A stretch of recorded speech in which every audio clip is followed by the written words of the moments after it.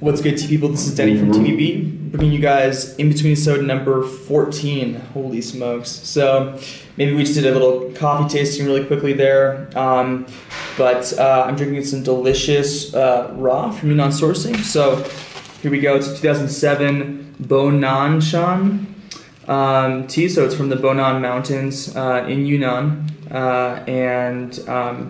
This is a lightly wet stored raw, and I don't have a lot of experience with raw, so I'm interested in giving this a shot. I've actually already had a couple of steepings of this, and I've really enjoyed it, but I wanted to do a live one for you guys as well. So I just went ahead and grabbed this out of the box. Thanks again, Scott, for giving me a box to try.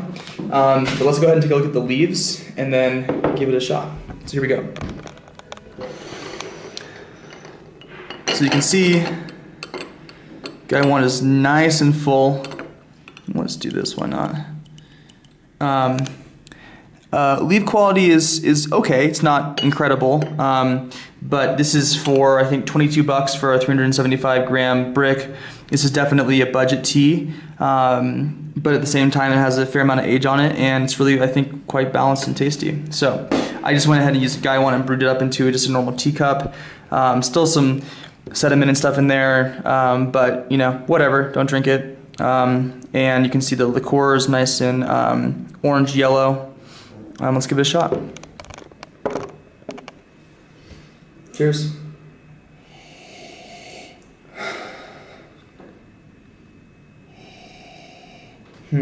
So, of course, it has all those traditional raw smells, petroleum, a little bit earthy, a little bit minerally. I'm actually getting a little bit of mint herbs from this. A little bit of some like floral notes.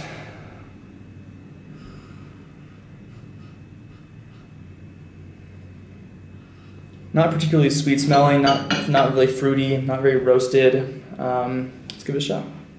Cheers.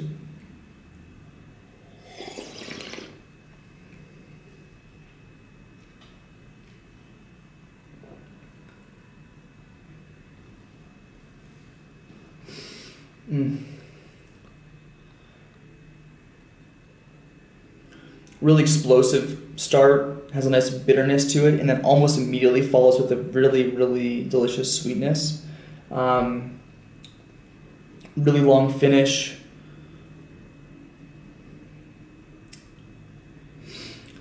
That kind of peaty earthiness is definitely lingering.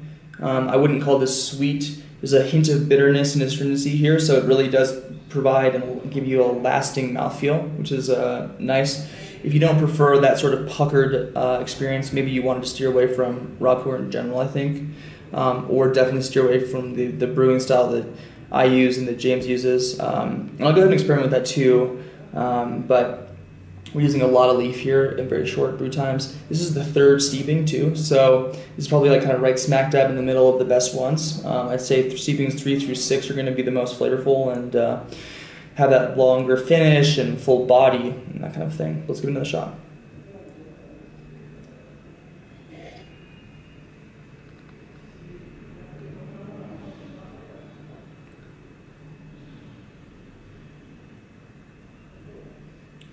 Really biting on the tip of my tongue.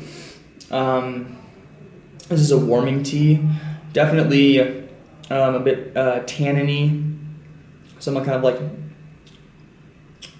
massaging my tongue inside of my mouth a little bit. Tasting this.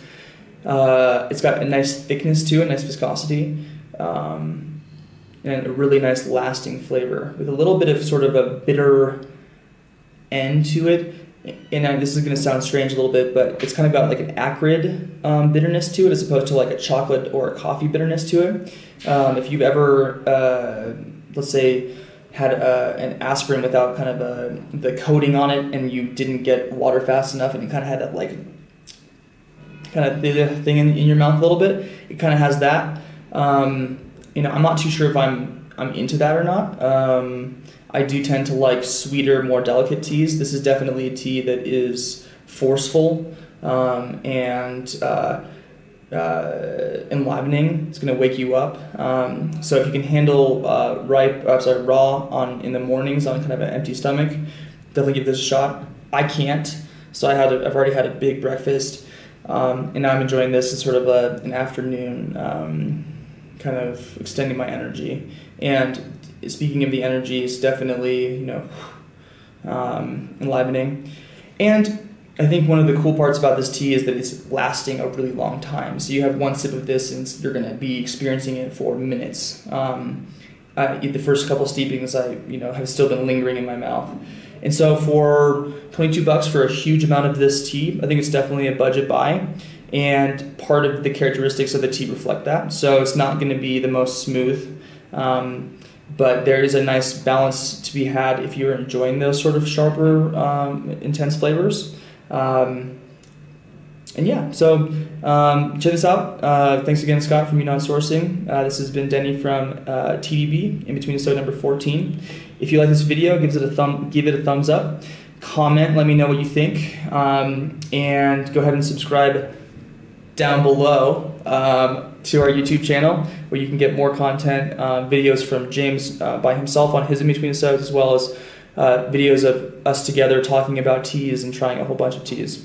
Also, we're going to be coming up on our 100th episode of TDB with James and I, and so I'd love to hear your feedback about what we should do, anything special. So this has been Denny from TDB, and until next time, cheers.